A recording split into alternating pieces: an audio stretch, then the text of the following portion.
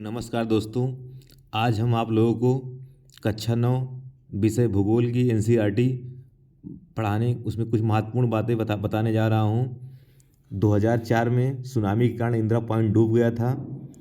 संपूर्ण भौगोलिक क्षेत्रफल का 2.4% भारत विश्व का 7वां बड़ा देश है। रूस, कनाडा, अमेरिका, चीन, ब्राज़ील, ऑस्ट्रेलिया, उसके बाद भारत का नंबर आता है।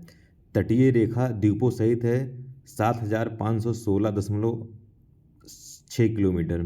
गुजरात व अरुणाचल प्रदेश के बीच 2 घंटे का अंतर है, अतः 82.5 डिग्री पूर्वी देशांतर रेखा को भारत की मानक यामोत्तर मानी जाती है, जो कि यूपी के मिर्ज़ापुर से गुजरती है। 1869 में सुएज नहर के खुलने से भारत और यूरोप की बीच दूरी 7,000 किलोमीटर लगभग कम हो गई। ये भारत का मैप है। पृथ्वी पर 7 बड़ी तथा 200 छोटी प्लेटें हैं। ये पीसीएम क्वेश्चन पूछ चुका है कि कितना किलोमीटर दूरी कम हुई है भारत और इंग्लैंड के बीच इस सुएज नहर खुलने से। भूगर्भीय तौर पर प्रायद्वीपीय पठार पृथ्वी की सतह का प्राचीनतम भाग है। हिमालय भूगर्भीय रूप से युवा एवं बनावट की दृष्टि से वलित श्रृंखला है। हिमालय 2400 किलोमीटर की लंबाई में फैला एक अर्धवृत्त का निर्माण करता है। इसकी चौड़ाई कश्मीर में 400 किलोमीटर तथा अरुणाचल में 150 किलोमीटर है। पश्चिमी भाग की अपेक्षा पूर्वी भाग की ऊंचाई में अधिक विविधता पाई जाती है। माउंट एवरेस्ट नेपाल में है। कंचनजंगा भारत में, मकालू नेपाल में, ये धौलागिरी नेपाल, ये आप लोग देख लीजिए, ये क्रम से लगा हुआ है। ये नंगा पर्वत नामचा बरवा पर्वत के बीच में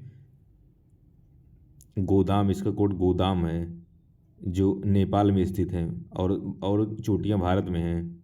आप लोग देख लीजिए।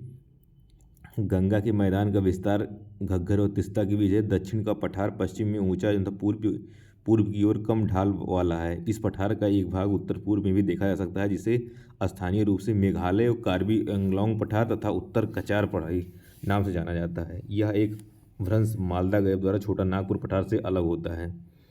पश्चिमी घाट पूर्वी घाट की अपेक्षा ऊंचे हैं। पश्चिमी घाट जो है, पूर्वी घाट का विस्तार सतह नहीं है, ये अनियमित हैं एवं बंगाली खाड़ी में गिरने वाली नदियों ने इनको काट दिया है।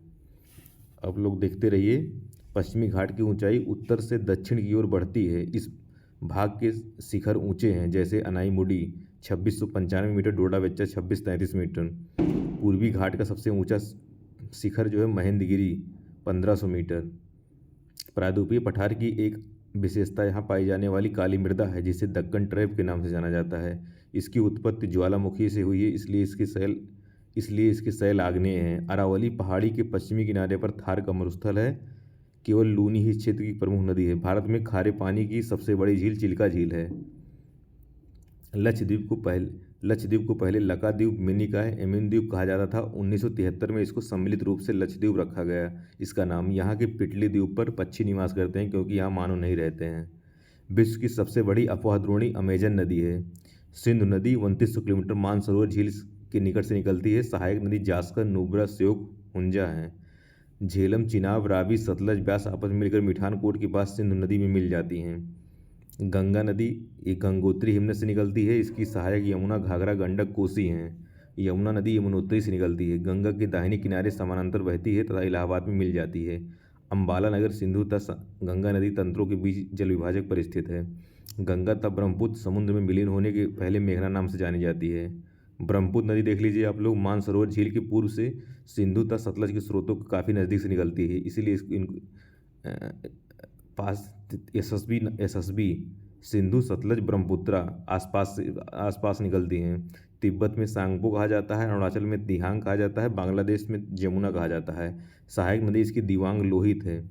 ब्रह्मपुत्र नदी में सिल्ट निक्षेपण की मात्रा बहुत अधिक है। नर्मदा नदी अमरकंटक पहाड़ी से निकलती है। ताप्ती नदी सतपुड़ा पहाड़ी से निकलती है। गोदावरी नदी सबसे बड़ी प्रायद्वीपीय नदी है। नासिक जिले के त्र्यंबकम पहाड़ी से निकलती है। दक्षिण गंगा कहा जाता है इसको। इसकी सहायक नदियां हैं पूर्णा, वर्धा, प्राणहिता, मंजरा, बेनगंगा, पेनगंगा। महानदी इसका उद्गम छत्तीसगढ़ के सिहावा पर्वत श्रेणी से होता है। कृष्णा नदी का उद्गम महाराष्ट्र के पश्चिमी घाट के महाबलेश्वर से होता है। कृष्णा की सहायक तुंगभद्रा, कोयना, भीमा, घाटप्रभा, मूसी। कावेरी पश्चिमी घाट के ब्रह्मगिरी से निकलती है। इसकी सहायक अमरावती, हेमावती, काबिनी है। अब जलप्रपात देख लीजिए। कुचिकल जलप्रपात 455 मीटर ऊंचा है। कर्नाटक में भारत का सबसे ऊंचा जलप्रपात है। ये आप लोग सबसे ऊंचा कुचिकल ही है, याद रखिएगा आप लोग। वाराही नदी पर है। जोग या गरसोप्पा या महात्मा गांधी प्रपात शरावती नदी पर कर्नाटक में 253 मीटर ऊंचा है। शिव समुद्रम जलप्रपात कर्नाटक में कावेरी नदी पर 98 मीटर ऊंचा है। दूध सागर जलप्रपात मांडवी नदी पर है 30 मीटर ऊंचा है। गोकक जलप्रपात घाट प्रभा नदी पर है। भारत की सबसे बड़ी मीठे पानी की झील बुलर झील है। चिल्का, पुलिकट, कोलेरू, लेगून झीलें हैं। मानसून शब्द की उत्पत्ति अरबी भाषा के मौसम शब्द से हुई है। असम में कुछ घर बांस के खंभों पर बने हैं। कोरियालिस बल जो है पृथ्वी के घूर्णन के कारण उत्पन्न आभासी बल को कोरियालिस बल कहते हैं। इस बल के कारण जो है पौने उत्तरी गोलार्ध में दाहिनी ओर तथा दक्षिणी गोलार्ध में बाईं ओर विक्षेपित हो जाती हैं। इसे फेरल का नियम भी कहते हैं। जेट धाराएं लगभग 27 डिग्री से 30 डिग्री उत्तरी अक्षांशों के बीच होती हैं। जेट धाराएं, इसलिए इन्हें उपोष्णकटिबंधीय पश्चिमी जेट धाराएं कहा जाता है। एल नीनो गर्म जलधारा है। पेरू की ठंडी धारा हम्बोल्ट धारा के स्थान पर प्रत्येक 2 या 5 वर्ष के अंतराल में पेरू तट से होकर बहती है। El Nino. दिल्ली में सामान्यतः मानसूनी वर्षा बंगाल की खाड़ी की शाखा से जून के अंतिम सप्ताह में होती है। द्वीपों पर मानसून की सबसे पहली वर्षा होती है। यह क्रमशः दक्षिण से उत्तर की ओर अप्रैल के अंतिम सप्ताह तक होती है। नवंबर दिसंबर में तमिलनाडु में वर्षा होती है। पश्चिम बंगाल में इसको काल वैशाखी कहते हैं। कर्नाटक केरल में आम्ल वर्षा कहते हैं। स्टैगेराइट एवं स्टैलेक्लाइट मासिनराम में विश्व प्रसिद्ध गुफाएं हैं। धरातल पर एक विशिष्ट प्रकार की वनस्पति या प्राणी जीवन वाले विशाल पारिस्थितिकी तंत्र को जीवोम कहते हैं। उष्णकटिबंधीय वर्षा वन देख लीजिए आप लोग। उष्णकटिबंधीय पर्णपाती वन देख लीजिए आप लोग। उसके बाद भारत सरकार ने 1952 में परिवार नियोजन कार्यक्रम को प्रारंभ किया था। राष्ट्रीय जनसंख्या नीति 2000 की है। एल नीनो गर्म जलधारा है। ला नीनो ठंडी है, भारत के लिए फायदेमंद होती है। धन्यवाद दोस्तों। इस ऐसे ही आगे हम क्लास 10th 11 12 की NCERT अपलोड करेंगे। बस आप लोग सब्सक्राइब चैनल को कर दीजिए, लाइक कर दीजिए और फीडबैक बताते रहिए। धन्यवाद।